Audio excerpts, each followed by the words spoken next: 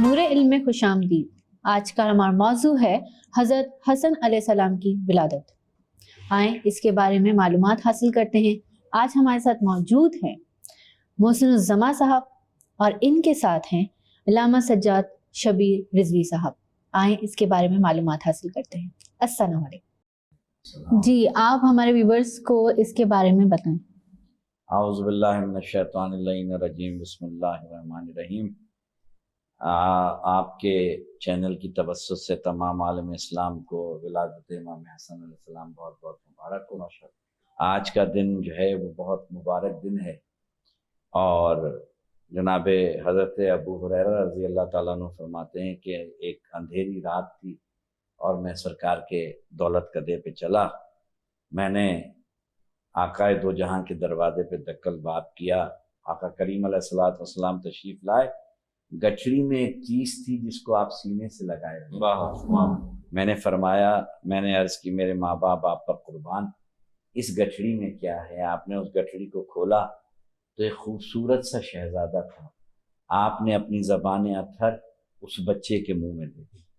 وہ بچہ اتنا اس زبان سے مانوس تھا کہ اس زبان کو وہ بچہ چوستا رہا۔ تھوڑی دیر کے بعد سرکار نے مجھے دیکھ کے کہا کہ اے ابو ہریرہ، یہ میری بیٹی کا بیٹا یعنی میرا بیٹا حسن ہے۔ جس نے اس سے محبت کی اس نے مجھ سے محبت کی، جس نے اس کو تکلیف دی اس نے مجھے تکلیف دی۔ امام حسن علیہ السلام کی شخصیت کے اس قدر پہلو ہیں کہ مفتی صاحب اور میں شاید ایک گوشہ بھی آپ کے پروگرام میں جو ہے بیان نہ کر سکیں۔ بالکل، امام حسن کی سخاوت، امام حسن کا صبر، امام حسن کا یقین، امام حسن کی صلح پسندی، یعنی زندگی کے اتنے موضوع ہیں۔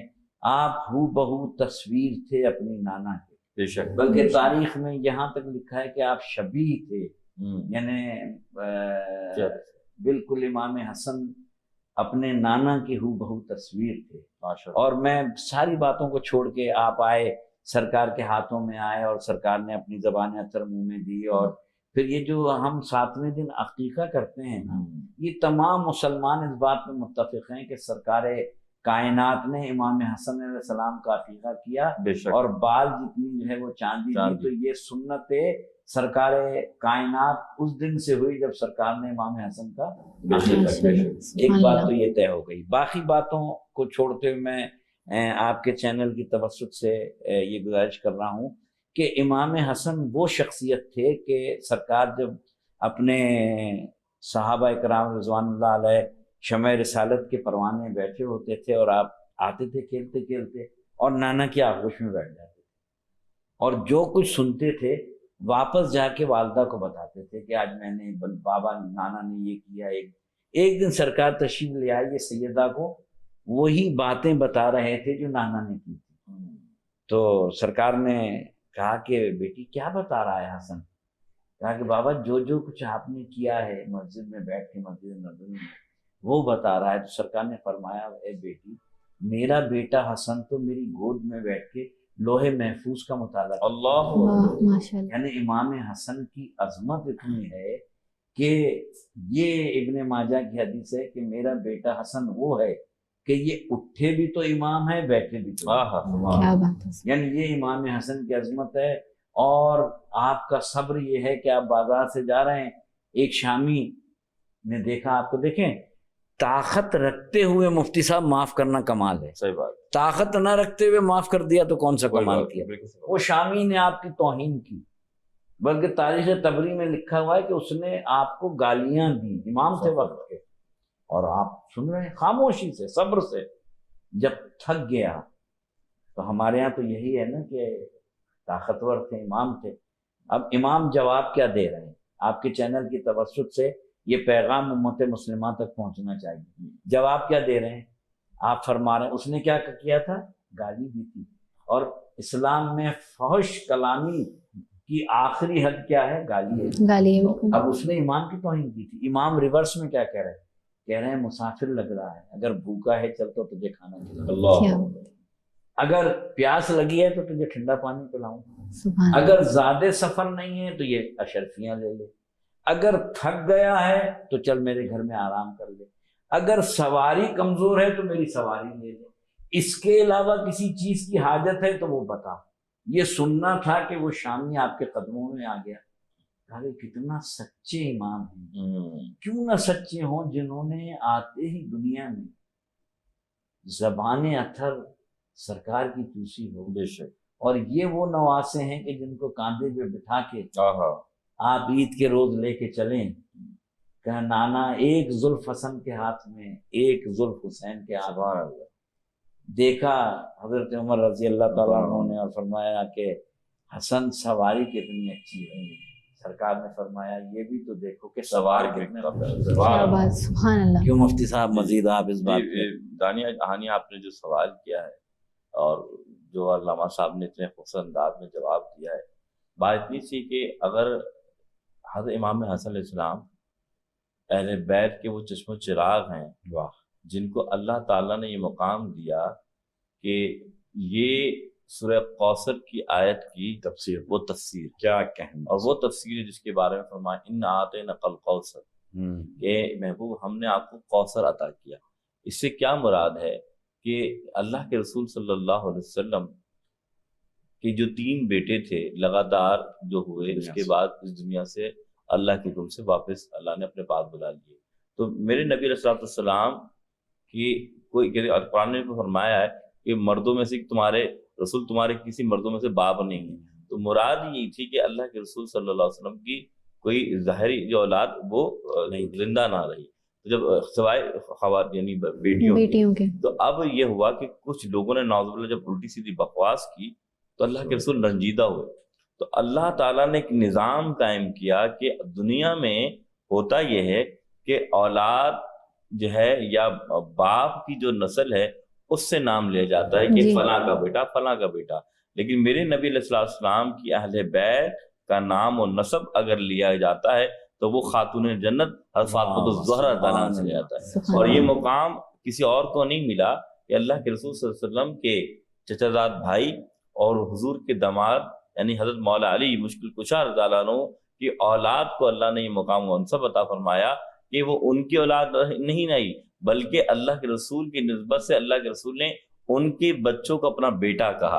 اب مثال دیتا ہوں کہ جب امام حسن کی ولادت ہوئی تو اللہ کے رسول جب خود گھر میں جا رہے ہیں تو حضور نے یہ نہیں فرمایا کہ لاؤ میرے نواسے کو لاؤ، بلکہ فرمایا لاؤ میرے بیٹے کو لاؤ. تو امام حسن کی شان کیا تھی کہ اللہ کے رسول نے آتے ہی انہیں اپنا بیٹا کہا. تو یہ منصب کسی اور کو نہیں ملا. یاد رکھیے گا نبی کہ ہر امتی نبی کا امتی ہو سکتا ہے، نبی کا ہر امتی اپنے نبی کو نبی کہہ سکتا ہے. کوئی نبی کا امتی یہ نہیں کہہ سکتا کہ نبی نے فلاں کو، مثال حضرت زید بن حارثہ غلام تھے، لوگوں میں معروف ہو گیا کہ نعوذ باللہ کہیں یہ تو نہیں کہ یہ حضور کے بیٹے اور تو اللہ نے اسی لیے یہ آیت اتاری تھی کہ جو نبی ہیں وہ مردوں میں سے کسی کے باپ نہیں ہیں. تو لیکن یاد رکھیے گا کہ اللہ نے اگر یہ منصب عطا فرمایا تو امام حسن حسین کو عطا فرمایا کہ جن کی وہ اللہ تعالیٰ نے اپنا پیارے نبی کا بیٹا بنا کر بھیجا. تو اب یہ وہ بیٹے تھے امام حسن جو آج جیسے حضرت نے فرمایا نا کہ آج جو لوگ سنت یہ عقیقہ ادا کرتے ہیں پورے کائنات میں پورے عالم میں یہ سنت اگر ادا ہوتی ہے تو میرے امام حسن کے صدقے عطا ہوتی ہے. کیوں نہ ہو؟ کیونکہ ان کی شان و عظمت یہ ہے کہ جب پیدا ہوئے تو رسول خدا صلی اللہ علیہ وسلم نے دائیں کان میں اذان دی، بائیں کان میں اقامت کی. آج جو مسلمان بچہ پیدا ہوتا ہے تو یہ بھی میرے آقا امام حسن کا صدقہ ہے کہ جب وہ آتا ہے تو ان کے صدقے بچے کے دائیں کان میں اذان دی جاتی ہے، بائیں کان میں تلاوت کی جاتی ہے، اقامت کی جاتی ہے. یہ بھی امام حسن کا صدقہ ہے کہ جو بال پہلے منڈوائے جاتے ہیں یا کتروائے جاتے ہیں تو اگر کوئی شخص اس کے برابر چاندی صدقہ کرتا ہے تو یہ بھی سنت میرے آقا کی ادا کرتا ہے. اگر یہ بھی چاندی بھی نہ کچھ تو صدقہ کرنا لازم ہو جاتا ہے. تو یہ تمام چیزیں اگر آپ دیکھیں تو امام حسن کی نسبت سے ہی تو ہیں. تو اب ایسی نسبت کی ولادت ہم کیوں نہ منائیں کہ جس کی نسبت کی وجہ سے ہمیں عقیقہ ملا. ہم ایسے امام کی ولادت کیوں نہ منائیں جس کی نسبت کی وجہ سے ہمیں اذان دینا بچوں کو نصیب ہوا. ایسے امام کی ولادت کیوں نہ منائیں جس نے 2 مسلمان گروہ کی صلح کرائی ہو. اور ایسے امام کی حسن و عقادت ہم کیوں نہ منائیں جن کی شان یہ ہے کہ حضور فرماتے ہیں اے اللہ میں حسن سے محبت کرتا ہوں، اے اللہ تو حسن سے محبت کر، اے اللہ جو ان سے محبت کرے تو ان سے محبت کر، کیونکہ میں ان سے محبت کرتا ہوں، اور جو ان سے بغض رکھے اے اللہ تو ان سے بغض رکھ۔ تو یہ شان ہے۔ کتنی اچھی بات مفتی صاحب نے کہی کہ اپنا بیٹا بنایا، اور اس کا یعنی صرف بنایا نہیں، پھر جب نجران سے ہوا کانت ابنانا و ابناکم نسانا و نساکم انفسنا و انفسکم، تم اپنے بیٹوں کو لاؤ، ہم اپنے بیٹوں کو لائیں، تم اپنی بیٹیوں کو لاؤ، اپنی بیٹیوں، ہم اپنے نفسوں کو لائیں، تم اپنے۔ یہ آیت مباہلہ ہے، جیسا مباہلہ مشہور ہے۔ اب 39 دن تک تو سرکار نجران سے جا رہے تھے مباہلہ کرنے، مگر آج کچھ اس طرح سے چلے، اللہ اکبر اللہ اکبر، آج کچھ اس طریقے سے چلے کہ سرکار نے امام حسن کو لیا، حسین کو لیا گودی میں، اور حسن کی پکڑی انگلی، ٹھیک ہے نا، اور بیچ میں رکھا سیدہ کو، ٹھیک ہے نا، اور اس کے پیچھے علی، بالکل سرکار آگے۔ یہ تمام متفق علیہ میں کہیں تو میرے پاس کتابوں کے ریفرنس دوں گا تو بہت ٹائم ہو جائے گا۔ سرکار کائنات کے تاجدار آگے، بیچ میں سیدہ، اس کے پیچھے مولا علی، اس پہ کسی کو اختلاف نہیں ہے۔ اب سوال یہ ہے کہ نبوت کے پیچھے خلافت کو یا امامت کو ہونا چاہیے تھا نا، اس کے پیچھے سیدہ ہوتی، یہ بیچ میں سیدہ کیوں آئی؟ جی اگر آپ سیکوینس بنائیں تو خاتم المرسلین ہے، آپ پہ نبوت ختم ہو گئی، اس کے بعد خلیفہ یا امام کچھ بھی کہہ لیں، دونوں صحیح ہیں، ان کو ہونا چاہیے، اس کے پیچھے سیدہ کو، مگر آج سیدہ بیچ میں ہے۔ پروردگار حکمت کیا ہے؟ کہا حکمت بتانا چاہتا ہوں دنیا کو کہ سیدہ حسن کی ماں ہیں، ان کی عظمت یہ ہے مفتی صاحب کہ ایک قدم آگے بڑھیں تو نبوت، ایک قدم پیچھے ہٹیں تو امامت، نبوت اور امامت کے درمیان جو ہو وہ حسن کی ماں ہے۔ سبحان اللہ۔ تو حسن کا رتبہ اتنا بڑا ہے، یعنی امام حسن جیسے آپ نے کہا کہ 2 گروہوں میں صلح کرائی، کیوں؟ خدا کی قسم میں آپ کے چینل کی توسط سے ایک دین کے طالب علم کی حیثیت سے کہہ رہا ہوں کہ اگر امام حسن اس وقت، اس لیے کہ امام جو ہوتا ہے وہ اللہ کا نمائندہ ہوتا ہے، اگر امام اللہ کے نمائندے وہ پیکٹ نہ ہوتا، وہ معاہدہ نہ ہوتا تو مسلمانوں میں اتنی خون ریزی ہوتی، بالکل امام حسن اتنا انتشار ہوتا۔ امام حسن چونکہ اپنے نانا کے وارث تھے، بے شک انہوں نے معاہدہ کر کے امت میں ایک انتشار سے پوری امت کو بچا لیا، اسی لیے سرکار نے فرمایا تھا کہ میرا بیٹا حسن، میں دوبارہ دوہرا رہا ہوں، اگر اٹھے کھڑا ہو بھی تو امام ہے، بیٹھے بھی تو امام ہے۔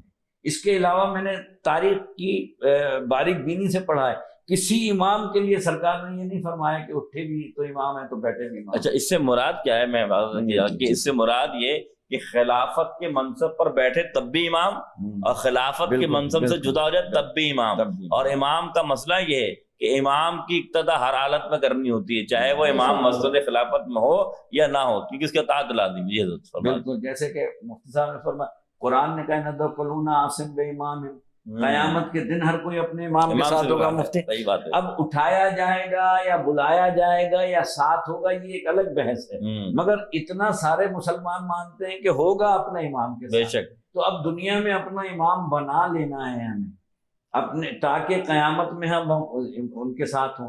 تو اب امام حسن اور حسین کو چھوڑ کے ہم کون سا اپنا امام دنیا میں بنا سکتے ہیں؟ یہ وہ ہیں جنہوں نے زبان رسول چوسی، اور امام حسن علیہ السلام کا تو دسترخوان، آج 15 رمضان ہو گئے، آپ کا پروگرام امام حسن کی ولادت سے جا رہا ہے۔ امام حسن کا دسترخوان تو ایسا دسترخوان ہے کہ مدینے میں ایسا کوئی دسترخوان ہی نہیں تھا۔ ایک دن ایک شخص گزرا، دیکھا ایک جو ہے مزدور جو ہے وہ ہل چلا رہا ہے، اس نے کہا میں مسافر ہوں اور بھوکا ہوں، کہا بیٹھ جاؤ۔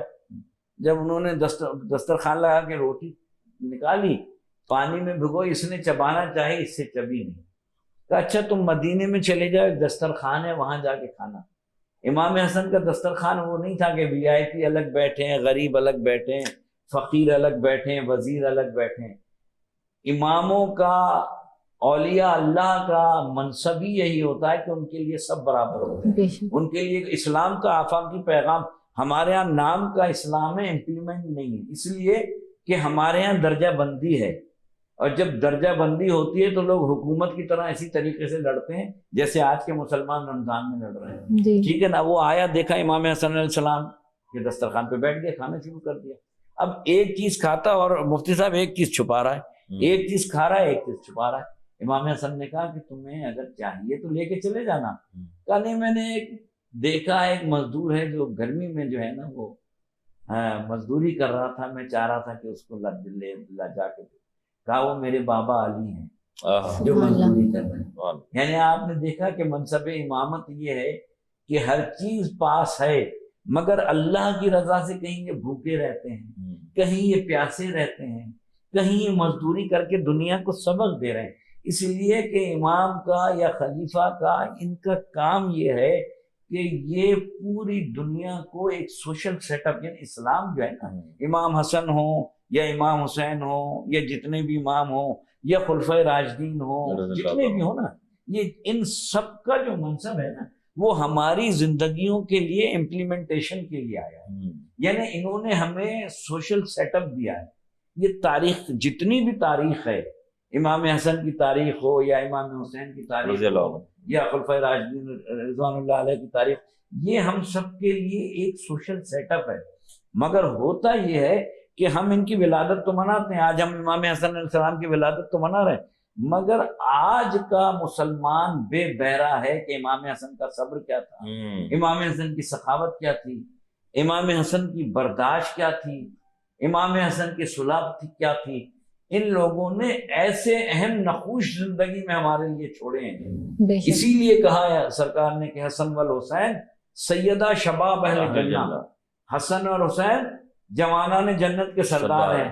یہ تو کہہ دیا، یہاں تک تو سارے مسلمان پڑھتے ہیں، مگر مفتی صاحب میری بات کی تائید کریں گے، جنت میں کوئی بوڑھا نہیں جائے گا، قرآن نے یہ کہا، جنت میں سب جوان ہو کے جائیں گے مفتی صاحب. صحیح بات. تو اب حسن والحسین سیدہ شباب اہل جنہ، جوانان جنت کے سردار ہیں. اب جس کو جنت جانا ہے سرداروں سے دوستی کرے گا تو مفتی صاحب جنت میں جائے گا. اب اس کا اندازہ اس طرح لگائیے نا، آپ دیکھیں سردار. اب کبھی یہ سنا ہے کہ ایک قبیلے کے دو سردار ہوں؟ نہیں. کبھی ایسا ہوتا ہے کہ ایک قبیلے کے دو سردار ہوں؟ ایک ہی ہوتا ہے. لیکن یہی بتا رہا ہوں کہ یہ مزاج جو ہے نا، یہ مزاج اسلامی ہے اور یہ مزاج قانون قدرت ہے کہ اللہ کے پیارے دونوں نواسوں کو دونوں سرداری بھی عطا فرمائی اور نظام بھی بتایا کہ یہ وہ دو سردار ہیں کہ تمام جنت کے سردار ہیں اور نظام میں کوئی رد و بدل نہیں آئے گا. یعنی ان کو ایسی سرداری عطا فرمائی کہ کیسی سرداری کہ اگر آپ دیکھیں نا، وہ حضرت تختیاں لکھ رہے ہیں دونوں بھائی. ارے بہت مشہور، تختیاں لکھ رہے ہیں دونوں بھائی، دونوں بچپن میں چھوٹے ہیں، تختیاں لکھ رہے ہیں.